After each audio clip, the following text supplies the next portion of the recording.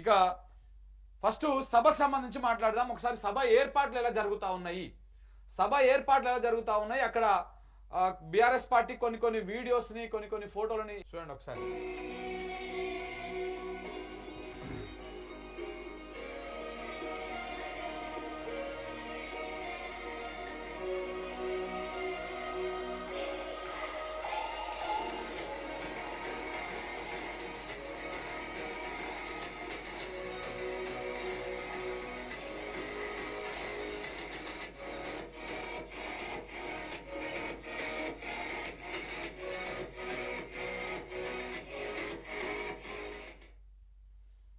ఇట్లా సభకు సంబంధించినటువంటి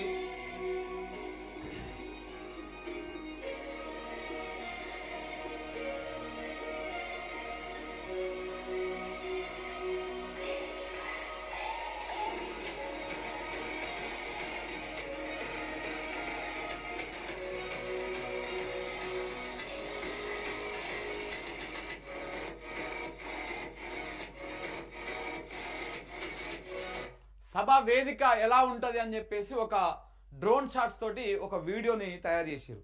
ఇట్లా ముందు దాదాపు 10 లక్షల మంది కూర్చున్నటువంటి విధంగా కొన్ని లక్షల కుర్చీలు వేసిర్రు. ఇది బాహుబలి స్టేజ్ని ఏర్పాటు చేసిర్రు. ఈ పక్కన కళా బృందం ఏదైతే కళాకారులు ఆటలాడుతూ పాటలు పాడుతూ వాళ్ళ వచ్చినటువంటి జనాన్ని ఎంటర్టైన్ చేస్తూ ఉంటారో వాళ్ళ పాట లోపల ఆట లోపల ప్రభుత్వాన్ని ప్రశ్నించే విధంగా ఎలా ఉంటుందో సో ఇక్కడ కళాకారుల స్టేజ్ ఉంది, దాని పక్కన బాహుబలి స్టేజ్, ముఖ్య నాయకులు కేసీఆర్ గారు, దాని తర్వాత బీఆర్ఎస్ పార్టీ నాయకులు, రాష్ట్రంలో ఉన్నటువంటి కీలక నాయకులు అందరికి కూడా వేదిక మీద చోటు కల్పిస్తూ ఒక బాహుబలి వేదికను ఏర్పాటు చేయడం జరిగింది. ముందేమో మొత్తం జనమంతా కూర్చుంటారు. అయితే ఈ పాటలకు సంబంధించి ఇవాళ సభ మీద ఎవరు పాడబోతా ఉన్నారు? రసమై మళ్ళీ కాలికి గజ్జగట్టి పాడబోతా ఉన్నాడా? పాత కళాకారులు, గతంలో ఎమ్మెల్యేలుగా ఉన్నటువంటి వాళ్ళు, ప్రజాప్రతినిధిగా ఉన్నటువంటి వాళ్ళు, ఇప్పటికే మీరు చూడండి ఈ బీఆర్ఎస్ రజతోత్సవానికి సంబంధించి చాలా పాటలు వచ్చినాయి, ఒకటి రెండు కాదు, చాలా పాటలు వచ్చినాయి. ఆ పాటలకు సంబంధించి ఒక పాట దాదాపు కొన్ని 10ల సంఖ్యలో పాటలు వచ్చినాయి మిత్రులారా, కొన్ని 10ల సంఖ్యలో వచ్చినాయి. అంటే ఒక చెప్పిన కదా అప్పుడు ఎలాగైతే గతంలో తెలంగాణ ఉద్యమ సమయంలో టిఆర్ఎస్ పార్టీ ఒక సభ పెడుతుందంటే ఏ రకమైనటువంటి ఊపు వచ్చేదో అలాంటి ఉత్సాహము, అలాంటి అది ఇప్పుడు మళ్ళీ బీఆర్ఎస్ పార్టీ రజతోత్సవ సభ సందర్భంగా కనపడతా ఉన్నది. ఈ పాటలు కానీ దీనికి సంబంధించినటువంటి ఏర్పాట్లు కానీ ఇక చూడండి, ఇక్కడ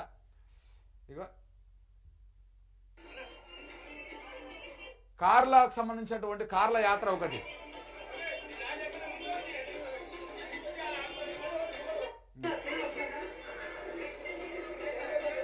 సైకిల్ యాత్ర, ఇగో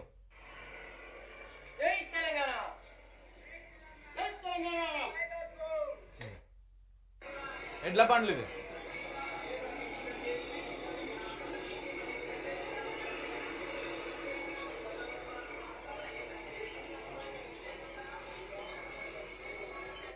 ఎడ్ల బండ్ల యాత్ర, సైకిల్ యాత్ర, పాదయాత్ర. నిన్న మన రిపోర్టర్ రాజు ఊరికి పోయి వస్తుంటే ఒకతనే నడుచుకుంటూ వచ్చిండంట, జెండా పట్టుకొని నడుచుకుంటూ పాదయాత్ర చేసుకుంటూ వస్తున్నాడంట. మనోడు ఆపి వీడియో పంపినవా? ఇగో ఇక్కడ చూడండి,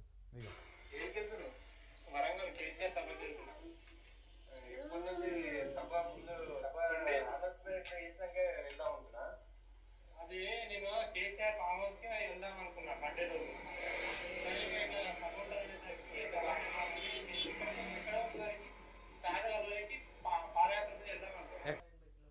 180 కిలోమీటర్లు పాదయాత్ర వేసుకుంటూ వస్తున్నాడు ఈ అబ్బాయి. 180 కిలోమీటర్లు పాదయాత్ర వేసుకుంటా ఇతను నడుచుకుంటూ వస్తున్నాడు వరంగల్ సభ కోసం. నిన్న మనోడు ఊరికి వెళ్ళి వస్తుంటే రోడ్డు మీద జెండా పట్టుకుని నడుచుకుంటూ పోతుంటే కనపడితే ఒక చిన్న ఇంటర్వ్యూ లెక్క చేసుకొని వచ్చాడు అనమాట. అంటే ఇట్లా ఎవరికి వాళ్ళు తోచిన విధంగా పోతా ఉన్నారు. ఏం లింక్ ఇది? ఇక చూడండి, పాటలు కూడా చూడండి.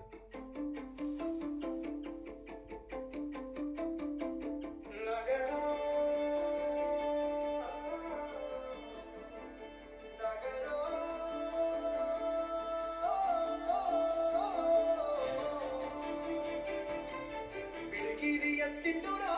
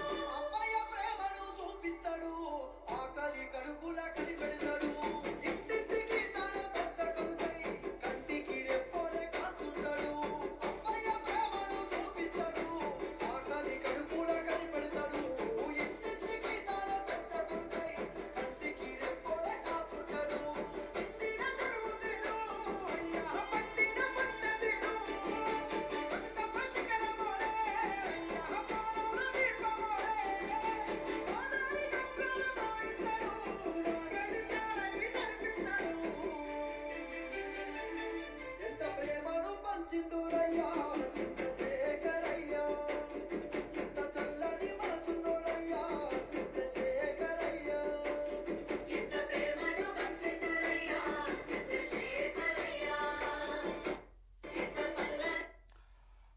తెలంగాణకి పాటకి ఒక బంధం ఉంటుంది, ఒక పెనవేసుకున్నటువంటి బంధం ఉంటుంది. ఈ నేలకి, ఈ తెలంగాణ గడ్డకి, పాటకి, ఆటకి, మాటకి, ఉద్యమానికి, పోరాటానికి, తిరుగుబాటుకు అన్నింటికి ఒక పెనవేసుకున్నటువంటి బంధం ఉంటుంది, ఒకదానికొకటి సంబంధం ఉంటుంది.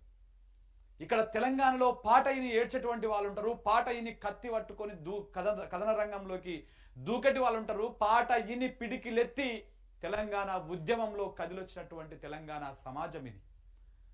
కాబట్టి పాటకు, తెలంగాణ గడ్డకు చాలా ఏమంటారు పెనవేసుకున్నటువంటి బంధం ఉంటుంది. ఇలా ఈ పాట ఇద్దరు మధ్యల సందీపు, మానుకోట ప్రసాద్, ఇద్దరు గౌడ బిడ్డలు ఈ పాట రాసి పాడి తెలంగాణ సమాజాన్ని జాగృతం చేసేటువంటి కార్యక్రమం చేసి, నిజంగా కూడా అంటే అదొక పార్టీకి రాసిన పాట కావచ్చు, కానీ పాట ఏ రకంగా ఉంటుందో, పాట వింటే ఓన్లీ మనకు ఎంటర్టైన్మెంట్, ఎంజాయ్మెంట్ ఇదే కాకుండా తెలంగాణ కష్టాలను, తెలంగాణ నష్టాలను, తెలంగాణ ఆటను, పోట్లను, రాజకీయాన్ని, బతుకు చిత్రాన్ని ప్రతిదీ పాట లోపల చూపిస్తున్నారు. పాట లోపల ఉంటుంది. ఇక్కడ వీళ్ళనే కాదు, ఏ తెలంగాణలో ఉన్నటువంటి ఏ కవైనా, ఏ కళాకారుడైనా మన జీవితం నుంచి, మన కష్టాల నుంచి, మన నష్టాల నుంచే పాట పుట్టుకొస్తుంది. తెలంగాణలో మ్యూజిక్లు లేకపోతే ఏమంటారు పెద్ద పెద్ద అదో ఉండదు. తెలంగాణ బతికే ఒక గానం అవుతుంది. సో కాబట్టి ఇవాళ కేసీఆర్ మీద ఇద్దరు గౌడ బిడ్డలు రాసినటువంటి పాట ఇవాళ తెలంగాణ సమాజాన్ని ఇట్లా ఊపుతా ఉన్నది. సో నిజంగా ఇప్పుడు ఒక పార్టీ అనేదాన్ని పక్కన పెడితే ఆ పదాల అల్లిక కావచ్చు, ఆ పాడేటువంటి విధానం కావచ్చు, ఆ శృతి కావచ్చు, ఆ లయ కావచ్చు, ఇవన్నీ కూడా ఇవాళ ప్రతి తెలంగాణ గుండెకు అత్తుకున్నటువంటి విధంగా ఉన్నాయి. సో కాబట్టి ఈ పాటను ఎందుకు వినిపించాల్సి వచ్చిందంటే ఇట్లా పాటతోని జాగృతం అవుతా ఉన్నారు, ఏకీకృతం అవుతా ఉన్నారు, వరంగల్కి కదిలిపోతా ఉన్నారు. సో ఈ రకంగా జరుగుతూ ఉంది. ఇగో ఇదా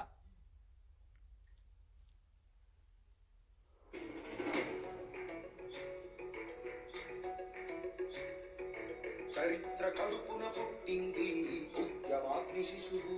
ఇదెవరు రాసిరు? తెలంగాణ తల రాతను మార్చిన నవ వసంత ఋతువు.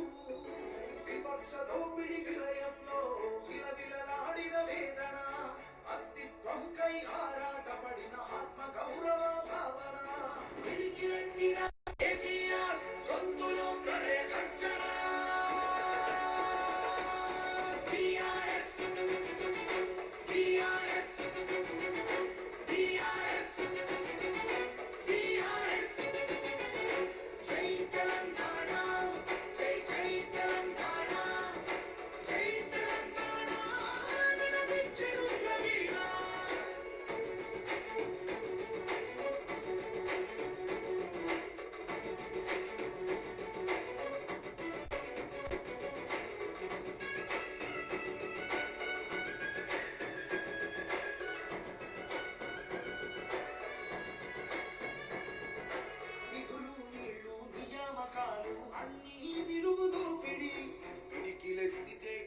చంపిన రక్త చరిత్రల రాపిడి, పదవుల కోసం పెదవులు మూసిన మోసాలతోనే మోసా, తెలంగాణ దేశాన్ని చూపిన కేసీఆర్ బంధూసా, అమరుల మెడలో పూల దండనే గులాబీ జెండగా మార్చిండు, అమరుల మెడలో పూల దండనే గులాబీ జెండగా మార్చిండు, ప్రజల కోసమై పదవుల వదిలి పోరు బాటనే పట్టిండు, తన పోరు బాటనే పట్టిండు.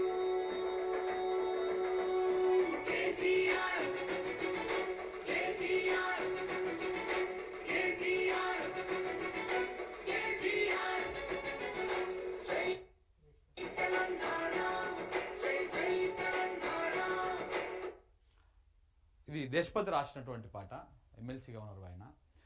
సో ఈ పాట ఏంటంటే నాకు సాయిచంద్ అన్న గుర్తొస్తున్నాడు నిజంగా కూడా.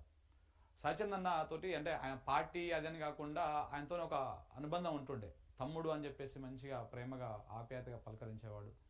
చాలా సందర్భాల్లో ఫోన్ చేసి మాట్లాడేవాడు. అంటే మనం ఈ దక్షిణ తెలంగాణ ప్రాంతానికి సంబంధించినటువంటి బిడ్డలం కాబట్టి కొంత సాయి చంద్ కొంత అంబేద్కరిస్టు ప్లస్ కొంత అణగారిన వర్గాల నుంచి వచ్చినటువంటి బిడ్డే కాబట్టి మనం రాజకీయంగా పైకి రావాలి తమ్ముడు, నువ్వు నీ వాయిస్ ఇవి అని చెప్తుంటే చాలా మాట్లాడుతూ ఉంటుండే.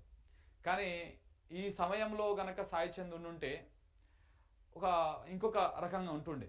సరే, ఏదేమైనా ఆయన అకాల మరణం నిజంగా కూడా ఆ పార్టీకి చాలా నష్టం. సో ఇదంతా పక్కన పెడితే ఇవాళ ఇట్లా పాట రూపంలో పాట ఎట్లా ఏకీకృతం చేస్తూ ఉన్నదో, ఎట్లా జాగృతం చేస్తూ ఉన్నదో మనము చూస్తూ ఉన్నాం.